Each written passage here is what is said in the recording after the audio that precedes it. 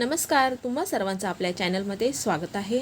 आषाढ महिना सुरू झाला की घरोघरी गुळाच्या कापण्या केल्या जातात आणि काही वेळेस या कापण्या बऱ्याच जणांच्या कडक होतात तर कधी-कधी त्या चिकट देखील होतात। तर असं होऊ नये म्हणून आज आपण सगळ्या साहित्यासोबतच एक वेगळं साहित्य यामध्ये आपण टाकणार आहोत। त्यामुळे आपल्या कापण्या अतिशय मस्त खुसखुशीत आणि त्याचबरोबर थोड्याशा कुरकुरीत देखील होणार आहेत।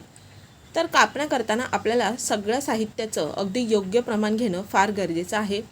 त्यामुळे आपल्या कापण्या ह्या कधीही बिघडत नाहीत आणि त्याचबरोबर त्या मस्त अशा खुसखुशीत खमंग आणि कुरकुरीत होतात, अजिबात वातड होत नाहीत। चला तर मग रेसिपीला सुरुवात करूयात। तर गुळाच्या कापण्या करण्यासाठी आधी आपल्याला गुळ वितळवून घ्यायचा आहे। त्यासाठी मी इथे गॅसवरती जाड तळाची कढई ठेवलेली आहे आणि त्यामध्ये 1 वाटी गुळ घातलेला आहे आणि त्याच वाटीने यामध्ये मी अर्धी वाटी पाणी घातलेलं आहे। तर जेवढा गुळ घेतला आहे त्याच्या अर्ध आपल्याला पाणी घ्यायचं आहे। तर सगळी मापं आपल्याला एकाच वाटीने किंवा एखाद्या पेल्याने घ्यायची आहेत। इतर सगळं साहित्य देखील आपल्याला त्याच वाटीने किंवा पेल्याने घ्यायचं आहे। साहित्य अगदी प्रमाणात घेतलं की आपल्या कापण्या या बिघडत नाहीत। तर हे पहा, हा गुळ आपल्याला फक्त या पाण्यामध्ये वितळवून घ्यायचा आहे। पूर्ण आपल्याला या गुळाचा पाक करायचा नाही आहे। जर तुम्ही हा पाक जास्त शिजून घेतलात किंवा गुळाचं पाणी जास्त शिजून घेतलात, त्याचा जर तुम्ही पाक तयार केला तर त्यामुळे आपल्या या ज्या कापण्या आहेत ते कडक होऊ शकतात। तर इथे आपल्याला काय करायचं आहे, गुळाचा पाक थोडासा कोमट करून घ्यायचा आहे आणि तो चहाच्या गाळणीने गाळून घ्यायचा आहे। म्हणजे गुळाच्या पाकामध्ये जो काही कचरा असेल किंवा काही गुळाचे खडे राहिले असतील तरी निघून जातील। नंतर मी इथे तडका पॅनमध्ये साधारण 3 मोठे चमचे साजूक तूप घेतलेला आहे आणि हे तूप आपल्याला वितळवून घ्यायचं आहे। तर तुम्ही तुपाऐवजी इथे तेल देखील वापरू शकता, पण तूप वापरल्यामुळे ह्या ज्या आपल्या कापण्या असतात त्या चवीला फारच छान लागतात। तर आपल्याला हे तूप जास्त कडकडीत एकदम धूर येईपर्यंत गरम न करता फक्त थोडंसं आपल्याला वितळेपर्यंतच गरम करून घ्यायचं आहे।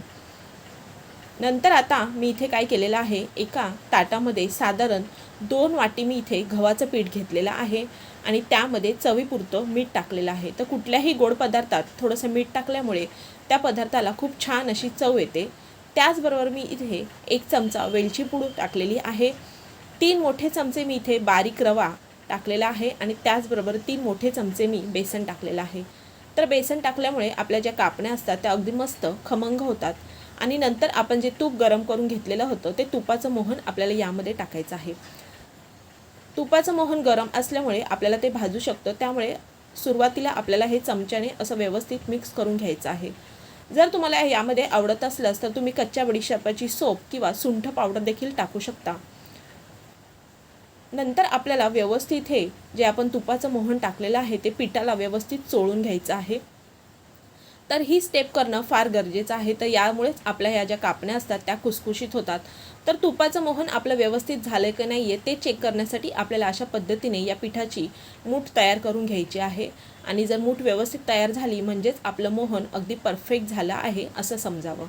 आता कोमट झालेला हे जो गुळाचा पाक आहे तो आपल्याला थोडा थोडा यामध्ये ॲड करत मस्त असं घट्टसर आपल्याला आपण जसं चपात्या करण्यासाठी कणिक मळतो त्याच पद्धतीने पण थोडंसं आपल्याला हे घट्ट असं कणिक मळून घ्यायचं आहे। तर लगेचच सर्व गुळाचं पाणी न टाकता जसं लागेल तसं थोडं थोडं पाणी आपल्याला यामध्ये ॲड करत जायचं आहे। तर जितकं मावेल तितकं आपल्याला यामध्ये गुळाचं पाणी टाकायचं आहे। बऱ्याच वेळी कापण्या या नरम पडतात, तर त्यासाठी आपल्याला इथे बारीक रवा नक्की घालायचा आहे। जर तुमच्याकडे बारीक रवा नसेल तर तुम्ही जाड रवा थोडासा मिक्सरमध्ये फिरून देखील तुम्ही यामध्ये टाकू शकता। रवा घातल्यामुळे कापण्यांमध्ये मस्त असा कुरकुरीतपणा देखील येतो। तर तुम्ही पाहू शकता हे मी पीठ मळून घेतलेलं आहे आणि हे पीठ मळण्यासाठी मला पूर्ण गुळाचा जो आपण पाक तयार केला होता तो संपूर्ण पाक मी इथे वापरलेला आहे। 15 ते 20 मिनिटे आपल्याला पीठ मुरण्यासाठी ठेवायचं आहे, कारण आपण यामध्ये रवा टाकलेला आहे तो व्यवस्थित फुलला पाहिजे म्हणून आपल्याला हे पीठ भिजवणं गरजेचं आहे। तर पिठाचा इथे मी एक गोळा घेतलेला आहे आणि बाकीचं पीठ आपल्याला झाकून ठेवायचं आहे आणि आता आपण हा गोळा लाटून घेणार आहोत। तर अगदी परफेक्ट असा आपलं पीठ तयार झालेलं आहे, जास्त घट्ट नाही किंवा जास्त पातळही नाही, मस्त परफेक्ट कन्सिस्टन्सीचं आपलं हे पीठ तयार झालेलं आहे आणि मी याची पोळी लाटून घेतलेली आहे, तुम्ही पाहू शकता। आणि नंतर पोळी आपल्याला जास्त जाड किंवा जास्त पातळ लाटायची नाही आहे। तर हे पहा, अशा पद्धतीची मी इथे ही पोळी लाटून घेतलेली आहे आणि नंतर यावरती आपल्याला खसखस टाकायचं आहे आणि पुन्हा एकदा खसखस या पोळीला व्यवस्थित चिकटावं यासाठी पुन्हा एकदा आपल्याला लाटणं व्यवस्थित फिरून घ्यायचं आहे। तर आपली ही कापण्या करण्यासाठी पोळी तयार झालेली आहे। आता आपण याच्या कापण्या तयार करणार आहोत। तर इथे मी हे पिझ्झा कटर घेतलेला आहे, त्याने आपल्याला मस्त या डायमंड शेपमध्ये कापण्या कापून घ्यायच्या आहेत। जर तुमच्याकडे पिझ्झा कटर नसेल तर तुम्ही सुरीने देखील या कापण्या कट करून घेऊ शकता। तर या कापण्या थोड्याशा मोठ्या आकारामध्ये कट केल्या तरीही चालतात, म्हणजे दिसायला त्या खूपच छान दिसतात। तर गुळाच्या कापण्या करताना नेहमी आपण जे साहित्य घेतो ते योग्य प्रमाणात घेणं फार गरजेचं आहे, त्यामुळेच कापण्या आपल्या मस्त अगदी खुसखुशीत आणि खमंग अशा होतात। त्याचबरोबर आपण जो गोळा लाटून घेतला त्याला देखील आपण कुठलंही तेल किंवा पीठ देखील लावलेलं नाही। याचाच अर्थ असा होतो की आपलं हे पीठ अगदी परफेक्ट असं तयार झालेलं आहे कापण्या करण्यासाठी। तर इथे मी ह्या कापण्या व्यवस्थित मस्त डायमंड शेपमध्ये कट करून घेतल्या आहे, तुम्ही पाहू शकता। आता या सर्व कापण्या आपण काढून घेणार आहोत। तर दिसायला ह्या खूपच छान दिसतात, तळल्यानंतर देखील आपण यावरती जी खसखस लावलेली आहे त्यामुळे दिसता क्षणी आपल्याला या कापण्या अशा खाव्याशा वाटतात। तर खूप छान अशा या कापण्या तयार झालेल्या आहेत, तुम्ही पाहू शकता। तर या सर्व कापण्या मी काढून घेत आहे आणि या अगदी सहज अशा निघत नाहीत, अजिबात या पोळपाटाला चिकटलेल्या नाही आहेत। तर अशाच पद्धतीने मी बाकीच्या सर्व कापण्या देखील करून घेणार आहे।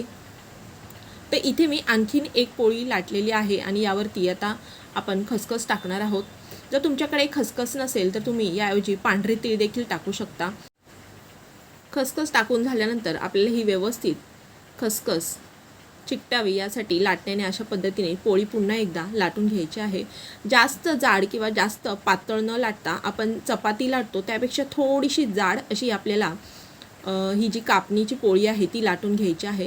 जर तुम्हाला अगदी कुरकुरीत कापण्या हव्या असतील तर थोडीशी आणखीन पातळ लाटली तरीही चालेल, आणि जर खुसखुशीत हव्या असतील तर थोडीशी आपल्याला ही पोळी जाड लाटून घ्यायची आहे। आणि अशाच पद्धतीने मी ही पोळी देखील कट करून घेत आहे। बाजूलाच मी गॅसवरती तेल गरम करायला ठेवलेलं आहे। तर तेल आपण गरम करताना अगदी कडकडीत असं गरम करायचं नाही आहे।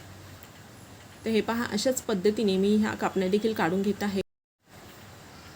तेल आपलं गरम झालेलं आहे, तर त्यामध्ये आपल्याला जितक्या मावतील तितक्या अशा कापण्या तेलात सोडायचं आहे आणि गॅसची फ्लेम आपल्याला मीडियम टू हायवरती ठेवायची आहे।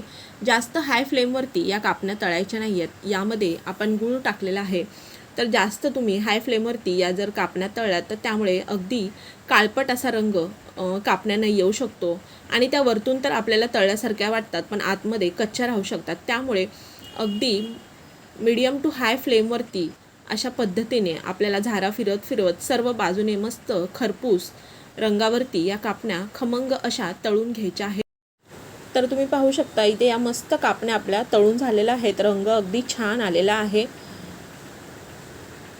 तर कापण्या जर तुम्ही अगदी लो फ्लेमवरती तळलात तर त्यामुळे कापण्या आपल्या वातड होऊ शकतात किंवा जास्त तेलकट देखील होऊ शकतात।